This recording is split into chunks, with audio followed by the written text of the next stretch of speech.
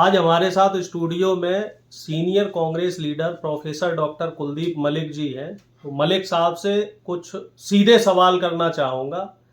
तो अब आप बताइए कि चुनाव होते ही इतने बड़े भ्रष्टाचार का भांडाफोड़ हो रहा है, तो अब 2024 के लिए आप जनता को क्या संदेश देना चाहते हैं? एक तरफ प्रधानमंत्री ये कहते हुए नजर आ रहे हैं कि कांग्रेस भ्रष्टाचारियों की पार्टी है, तो आपकी पार्टी की तरफ से ऐसे नेताओं पे क्या कार्रवाई होगी? देखिए श्रीमान जी, अगर आप जो है आप प्रधानमंत्री जी की बात कर रहे हैं तो मुझे तो ऐसा लगा है कि वह सबसे ज्यादा भ्रष्टाचार की पार्टी जो है भारतीय जनता पार्टी है। और आदरणीय प्रधानमंत्री जी तो भ्रष्टाचार को खत्म करने के लिए आए, तो वो तो खुद ही जो जितना ज्यादा भ्रष्टाचारी आप भारतीय जनता पार्टी की विशेषता समझो, जो जितना ज्यादा बड़ा भ्रष्टाचारी वो उतना बड़ा पदाधिकारी। आप तो सवाल से बचते हुए नजर आ रहे हैं। नहीं, आप सवाल से बच रहे हैं। आप सवाल से बच रहे हैं। मैं उसी सवाल पा रहा। मेरा सवाल आपसे जो है, मेरा सवाल आपसे छत्तीसगढ़ में जो धीरज साहू के यहाँ 200 करोड़ रुपए पकड़े गए उस पे नहीं, मैं तो ये कह रहा सारे सांसद जितने भी देश में सांसद है 543 सांसद है, आप गुप्त तरीके से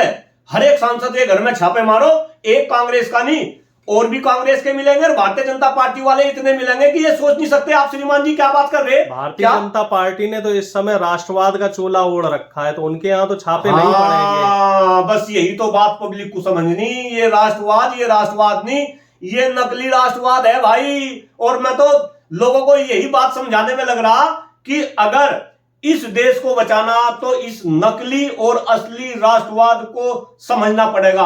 मैं कह रहा अगर इस देश को बचाना, अरे अलग अलग मंचों से मैं कहता हूं देश में बचाई क्या भाई? सांस लेने के लिए, हवा नहीं पीने के लिए, पानी नहीं खाने के लिए, भ्रष्टाचार और भ्रष्टाचार जो है वो कांग्रेस के भ्रष्टाचार की बात चल रही है। यही असली मुद्दे हैं और कांग्रेस वाले भी इस बात को समझे कि आप भी असली मुद्दे पे आ जाओ।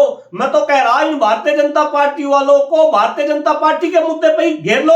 भाई कुछ लोग डॉक्टर कुलदीप मलिक से ये पूछते हैं कि कांग्रेस के पास में क्या मुद्दे हैं। मैं तो ये जवाब देता हूं कि कांग्रेस को तो नए मुद्दे लाने की जरूरत नहीं। अरे मोदी जी 2024 में जिन मुद्दों के सारे वे आए थे और उन्होंने तो ये प्रॉमिस करा था कि मैं प्रतिवर्ष जो है रिपोर्ट कार्ड लेकर आऊंगा, और वे क्या क्या मुद्दे थे? महंगाई था, भ्रष्टाचार था, 2 करोड़ युवाओं को रोजगार था, गंगा को निर्मल एवं पवित्र करने का मुद्दा था, किसानों की आमदनी दुगनी करने का मुद्दा था, स्मार्ट सिटी बनाने का मुद्दा था। मुद्दे नहीं रहे। अरे श्रीमान तो यही तो कह रहा, 3 राज्यों के चुनाव में आप लोगों की करारी हार हुई, इसका मतलब ये मुद्दा नहीं है। जनता 5 किलो राशन में खुश है, लाडली बहना योजना में खुश है, वो मुद्दे पुराने हो गए हैं। अब आप बताइए 2024 के लिए आप क्या मुद्दा देंगे? क्योंकि ओल्ड पेंशन स्कीम भी फेल हो गई। मैं तो मुद्दों की ओल्ड पेंशन स्कीम छत्तीसगढ़ और राजस्थान में कांग्रेस ने दी, लेकिन जनता ने उसे नकार दिया। अब आप बताइए आप जनता को क्या देंगे? बिल्कुल बहुत ही आपने गंभीर बात कही और जनता जरा इस बात पे भी चिंतन करे, 143 करोड़ लोग, कि भाई जो कांग्रेस की हार हुई, ये कांग्रेस की तो हार हुई, लेकिन साथ ही साथ अभी आपने जिक्र करा इस देश में 1 करोड़ जो है कर्मचारी है जो पुरानी पेंशन बहाली के लिए संघर्ष कर रहे।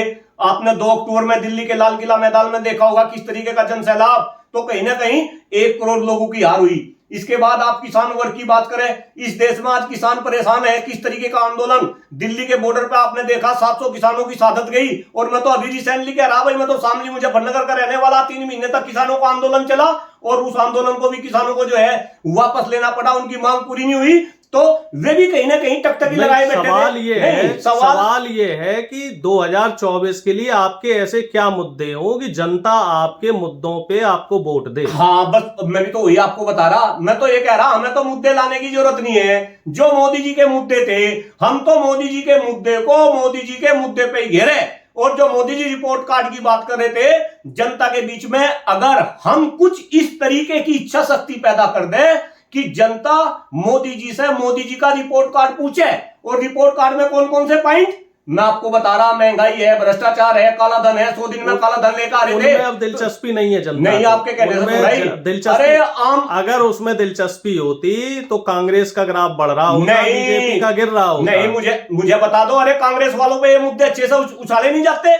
आप ये बताइए, राहुल गांधी जी तो कोई बात कह देते हैं, तो राहुल गांधी की बात नीचे तक क्यों नहीं पहुंचती? देखिए ये मेरा आपसे एक आखिरी सवाल है कि राहुल गांधी की जो बातें हैं वो बातें बहुत बढ़िया कह रहे हैं, संत आदमी है जी, लेकिन उनकी बातें नीचे तक क्यों नहीं पहुंच रही? ये तो राहुल गांधी जी देखे कि जो ऊपर से नीचे तक की जो चैन बन दी, भाई राहुल गांधी जी ने कैसी चैन बना रखी, ऊपर से वे कुछ कह रहे हैं वो बात नीचे तक नहीं पहुंच पाती। भाई इतने बुद्धिजीवी आदमी तो राहुल गांधी जी भी है, विपक्ष में कांग्रेस पार्टी के बड़े नेता राहुल गांधी जी है, वो देखे कि वे जो कह रहे हैं वो नीचे तक राहुल गांधी जी ने किसानों के लिए ट्रैक्टर पे पंजाब में यात्रा करी, 13 महीने आंदोलन चला, लेकिन ये देखने में आया था पिछले साल जो चुनाव हुए थे किसान आंदोलन के बाद, उसमें किसानों ने इन्हें वोट नहीं दिया। पंजाब में भी ये हार गए, बुरी तरीके से हारे। मध्य प्रदेश में भी किसानों का मुद्दा रहा एमएसपी को लेके, लेकिन मध्य प्रदेश में भी आप देखो पूरी तरीके से हार हुई। छत्तीसगढ़ में भूपेश बघेल ने गेहूं की फसल का 2500 रुपए एमएसपी दिया किसानों को, लेकिन फिर भी किसानों ने कांग्रेस को वोट नहीं दिया। तो क्या मोदी जी, प्रधानमंत्री जी जो 500 रुपए किसानों के अकाउंट में डाल रहे हैं वो किसानों को क्लिक कर रहा है, या फिर ये एमएसपी का मुद्दा क्लिक नहीं कर पा रहा है? आखिर कमी कहां है? देखिए, आप प्रोफेसर है, बुद्धिजीवी है, तो हम आपसे ये बात समझना चाह रहे हैं। बिल्कुल, आप मेरे से ये बात समझो। जहां तक राहुल गांधी जी की बात है, राहुल गांधी जी को तो मोदी जी युवराज जो है, युवराज बताते हैं कि भाई ये तो जो है राजसी घराने में पैदा हुए, लेकिन वही राहुल गांधी जी है जिन्होंने भारत जोड़ो यात्रा जो है की, और 4500 किलोमीटर से लंबी वो जो है नीचे से लेकर कश्मीर तक जो है वो चले, और राहुल गांधी जी चले। राहुल गांधी जी के साथ में जन सैलाब चला, देश के किसान चले, मजदूर चले, सभी बुद्धिजीवी वर्ग चले, हम और आप जैसे लोग चले। लेकिन हो क्या रहा, मुझे ऐसा लग रहा कि राहुल गांधी जी जो मैसेज जनता को देना चाह रहे वो मैसेज जाएगा बीच में से होता हुआ। अब कहीं ना कहीं वो बीच की कमी है, इस बीच की कमी को देखना पड़ेगा। जो चैन कांग्रेस ने बना रखी कि राहुल गांधी जी कोई मैसेज देना चाह रहे, वो मैसेज आम जनमानस तक नहीं पहुंच रहा। कौन लोग बीच में है, कहीं उस मैसेज को। आपको क्या लग रहा है, अब 2-3 महीने का समय रह गया, आप किसानों पे अपना भरोसा फिर से जगा सकते हैं? नहीं भाई, क्यों नहीं जगा सकते। और इस दुनिया में क्या असंभव है? मैं तो एक ही बात पढ़ी और एक ही बात पढ़ाऊं, इस दुनिया में ना तो कुछ असंभव है, और इस दुनिया में कोई ऐसा इंसान नहीं जिसके सामने कोई समस्या नहीं, और कोई ऐसी समस्या नहीं जिसका कोई समाधान नहीं। तो आज कांग्रेस के सामने भी जबरदस्त समस्या है, लेकिन इसका कोई समाधान नहीं, ऐसा डॉक्टर कुलदीप मलिक नहीं कह रहा।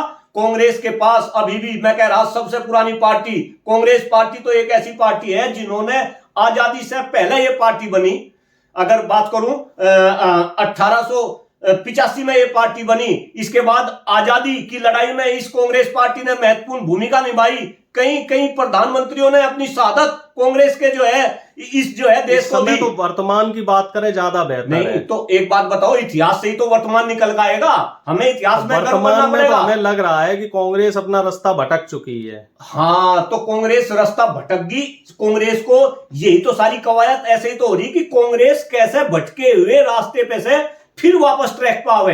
कांग्रेस को कहीं ना कहीं समझना पड़ेगा, कांग्रेस की लीडरशिप को समझना पड़ेगा, और मैं तो खुल के बोल रहा आदरणीय राहुल गांधी जी को समझना पड़ेगा। राहुल गांधी जी आराम से बैठे, चिंतन करें और देखें कि जो उन्होंने अपने सराउंडिंग में, भाई राहुल गांधी जी के चारों तरफ घेरा, फिर उसके तरफ घेरा, फिर उसके तरफ घेरा, फिर कहीं हम जैसे, भले ही बताने के लिए आप हमें सीनियर कांग्रेस नेता बता रहे, लेकिन हम तो उस घेरे में बहुत पीछे है। तो राहुल गांधी जी देखें कि उनके सराउंडिंग में जो घेरा है वहां पर किस टाइप के लोग हैं, क्या वो अगले वाले घेरे तक उनके विचार पहुंचा रहे, एंड सो ऑन। इस पर कहीं ना कहीं चिंतन करना पड़ेगा।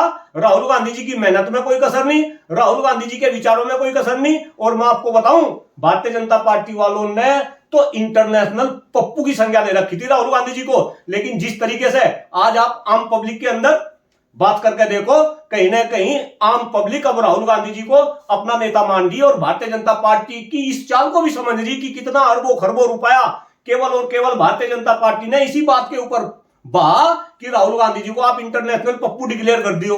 तो पप्पू तो उन्होंने डिक्लेयर कर दिया, लेकिन अब वो मखौटा कहीं ना कहीं हट गया। तो राहुल गांधी जी की बहुत साफ सुथरी छवि आज जनता के बीच में है, और हर कोई अपना नेता उन्हें मानने को तैयार है। प्रोफेसर साहब, आपने इतनी बेबाकी से हमारे सवालों का, तीखे सवालों का जवाब दिया, और हम उम्मीद करते हैं कि आप लोग 2024 में जनता के मुद्दों को इसी मुखरता के साथ रखें, क्योंकि विपक्ष का मजबूत होना बहुत जरूरी है लोकतंत्र के लिए, और साथ ही बदलाव होना भी बहुत जरूरी है। यही परिवर्तन का सतत नियम है। आपसे फिर मुलाकात होगी ऐसे ही तीखे सवालों के साथ। बहुत बहुत धन्यवाद। बहुत बहुत धन्यवाद साहब आपका।